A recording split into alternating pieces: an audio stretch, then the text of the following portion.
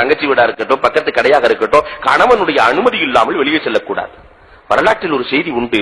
உம்மு சுலைம் ரலியல்லாஹு தஆலாவினுடைய கணவனார் Abu Talha Sham நாட்டுக்கு வியாபாரத்திற்கு செல்கிறார்கள்.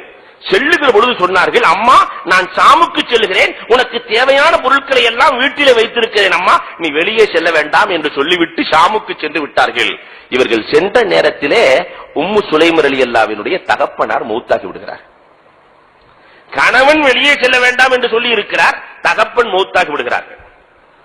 மக்கள் எல்லாம் தகப்பன் மௌத்தாகி விட்டார்கள் என்ற செய்தியை சொல்லி அனுப்புகிறார்கள். பெருமானாரிடத்திலே மஸ்அலா கேட்கிறார்கள், நாயகமே என் கணவர் வெளியே செல்ல வேண்டாம் என்று சொல்லி இருக்கிறார், தகப்பனார் மௌத்தாகி விட்டார், ஜனாதாவுக்கு செல்லவா வேண்டாமா? பெருமானார் சட்டென்று சொன்னார்கள், வேண்டாம், கணவனுக்கு கட்டுப்பட்டு நடன்னார். ஒரே மகள், எல்லோரும் வந்து மீண்டும் சொல்லுகிறார்கள், இரக்கம் இருக்காதா? நாயகமே என்னுடைய தந்தையின் ஜனாதாவை நான் பார்க்க வேண்டாமா? வேண்டாம். தானே பெருமானாரே சென்றார்கள், கபனிட்டார்கள், தபனிட்டார்கள், அடக்கம் செய்தார்கள். அடக்கிவிட்டு பெருமானார் கபரிலே நின்று கொண்டு சொன்னார்கள், இவர் சொர்க்கவாசி, இவர் சொர்க்கவாசி, இவர் சொர்க்கவாசி, இவர் செய்த அமலால் அல்ல, இவருடைய மகளால், கணவனுக்கு கட்டுப்பட்ட மகளால் இவர் சொர்க்கவாசி. கணவனுக்கு கட்டுப்பட்டு ஒரு பெண்மணி நடந்தால் தன்னுடைய பெற்றோர்களையே சொர்க்கத்திற்கு அனுப்ப முடியும் என்று சொல்லுகிற மார்க்கம் இஸ்லாமிய மார்க்கம். இந்த நிலையில் கணவனுக்கு கட்டுப்பட்டு இருக்கிறீர்களா? கணவனுடைய அனுமதியோடு வெளியே செல்லுகிறீர்களா? 10 மதிப்பெண்களை கூட்டுங்கள். மார்க்கம் அடுத்து சொல்லுகிறது, சிறந்த மனைவியா? துன்பத்திலே பங்கு கொள்ளுகிற மனைவி சிறந்தவள். இன்பத்திலே மட்டும் பங்கு கொள்றவள் அல்ல, துன்பத்திலே பங்கு கொள்பவள் சிறந்தவள். பெருமானார் ஸல்லல்லாஹு அலைஹி வஸல்லத்தினுடைய துன்பத்திலே கதீஜா ரலியல்லாஹு பங்கு கொண்டார்கள். ஆதம் அலைஹிஸ்ஸலாத்தின் துன்பத்திலே 200 ஆண்டுகள் பிரிவு. ஆதமின் நினைப்பு ஹவ்வாவாக, ஹவ்வாவின் நினைப்பு ஆதமாக துன்பத்திலே பங்கு கொண்டார்கள். இப்ராஹிம் அலைஹிஸ்ஸலாம் ஹாஜரா துன்பத்திலே பங்கு கொண்டார்கள். அய்யூப் அலைஹிஸ்ஸலாம் ரஹீமா துன்பத்திலே பங்கு கொண்டார்கள். துன்பத்திலே பங்கு கொள்ளுகிற மனைவியா? 10 மதிப்பெண்களை கூட்டுங்கள். இன்றைக்கு நிலை எப்படி இருக்குன்னா, வயசான உன்ன பிள்ளைகளோடு கோஷ்டி சேர்ந்துட்டு தகப்பனாரை வெளியே அனுப்புகிற சூழல் நம் சமுதாயத்திலே இன்றைக்கு அதிகரித்து வருகிறது. இப்படி அனுப்பப்பட்டு கோவை, நான் பேர் சொல்லியே சொல்வதற்கு காரணம், கோவை முதியோர் இல்லத்தில் இருக்கிற ஒரு வயதான 80 வயது கிழவன் ஒரு கவிதை எழுதியிருந்தார், மனதை புண்படுத்துகிற கவிதை. என்ன கவிதை தெரியுமா? இது மனித காட்சி சாலை. முதியோர் இல்லத்தை பற்றி எழுதுகிறார். இது மனித காட்சி சாலை. எங்களிடத்திலே பால் குடித்த மிருகங்கள் அவ்வப்போது வந்து போகும் என்று எழுதினார். எங்களிடத்திலே பால் குடித்த மிருகங்கள் அவ்வப்போது வந்து போகிற இது மனித காட்சி சாலை. இந்த நிலைக்கு தள்ளுகிற பெண்கள் 10 மதிப்பெண்களை குறைக்கலாம். கணவனின் துன்பத்திலே பங்கு வேண்டும்.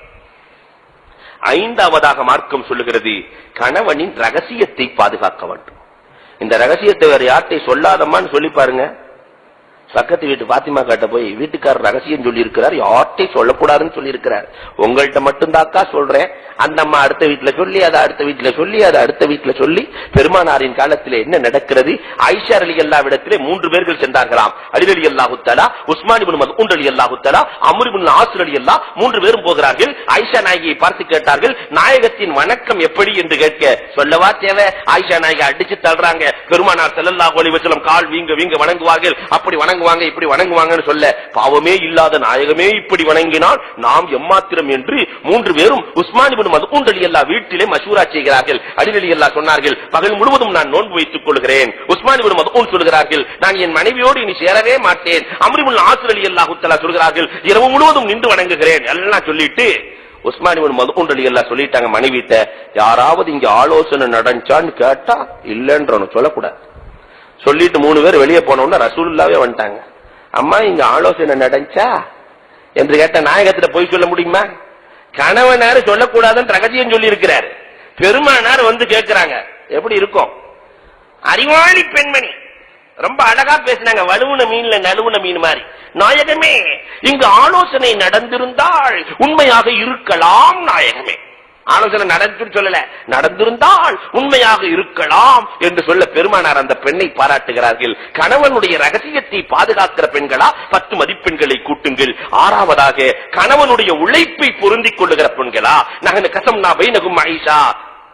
அல்லாஹ் சொல்லித்தான், நானே வாழ்க்கையை தீர்மானிக்கிறேன், பங்கு வைக்கிறேன் அல்லாஹ் ரப்பல் ஆலமீன். அப்துல் காதர் பாய் இப்படித்தான் இருப்பாரு, அப்துல் ரசாக் பாய் இப்படித்தான் இருப்பாரு. அதனால அடுத்த வீட்டுக்காரரை பார்த்து அவர் அப்படி இருக்கிறாரு, நீ ஏயா இப்படி இருக்கிற என்று கேட்கிற பெண்களா 10 குறைத்துக் கொள்ளுங்கள். அல்லாஹ் நமக்கு கொடுத்ததை கொண்டு நான் பூர்த்தியாக்கிக் கொள்கிறேன் என்று சொல்லுகிற பெண்களா 10 மதிப்பெண்களை கூட்டிக் கொள்ளுங்கள். பெருமானார் ஸல்லல்லாஹு அலைஹி வஸல்லத்தினுடைய மனைவி பாத்திமா, சொர்க்க தலைவி பாத்திமா, திருமணம் முடித்தது யாரை தெரியுமா? அலி ரலியல்லாஹு. ஒரு நாளைக்கு 2 திர்ஹம் சம்பாதிக்கிற அலியை மணமுடித்தார்கள். 2 திர்ஹம். ஒரு நாள் கூட அலி ரலியல்லாஹுவிடத்திலே இது வேண்டும் அது வேண்டும் என்று கேட்டதே இல்லை. 8 ஆண்டு வாழ்ந்த பாத்திமா வஃபாத்தாகிற நேரத்திலே அலி ரலியல்லாஹு பக்கத்திலே போய், அம்மா பாத்திமா, அம்மா பாத்திமா, 8 ஆண்டுகள் உன்னோடு வாழ்ந்திருக்கிறேன், ஒரு நாள் கூட எனக்கு இது வேண்டும் அது வேண்டும்